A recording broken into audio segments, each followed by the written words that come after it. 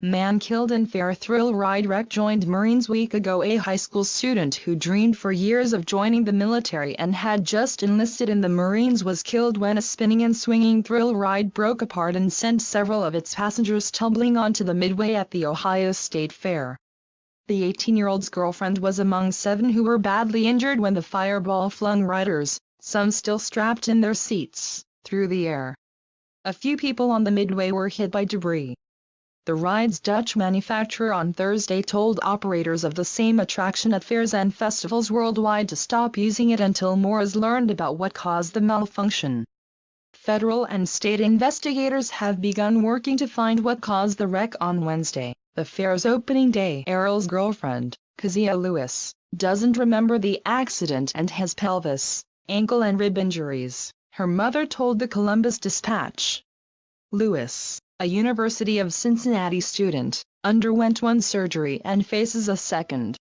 She kept asking for her boyfriend, Clarissa Williams said. I had to tell her he was the one who was deceased.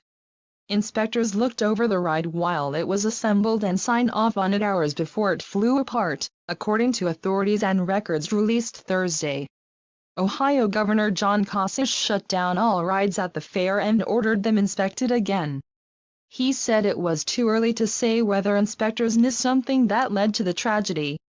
It's a nightmare. It's a terrible situation, he said. The ride's manufacturer, KMG, said the one at the Ohio Fair was built in 1998.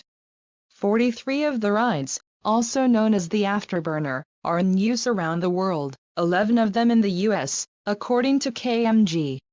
None has had a serious malfunction before, the company told the AP. The fireball swings 24 riders back and forth like a pendulum 40 feet, 12 meters, above the ground while they sit facing each other in 4-seat carriages that spin at 13 revolutions a minute, according to the company's website. Records show that inspections on Fireball were up to date and a state permit was issued for the ride on Wednesday, the fair's opening day. Ohio Department of Agriculture records provided to the Associated Press showed passing marks on inspections of about 3 dozen items, including possible cracks, breaks, proper assembly and installation. All rides at the fair are checked several times when they are being set up to ensure the work is done the way the manufacturer intended, said Agriculture Director David Daniels.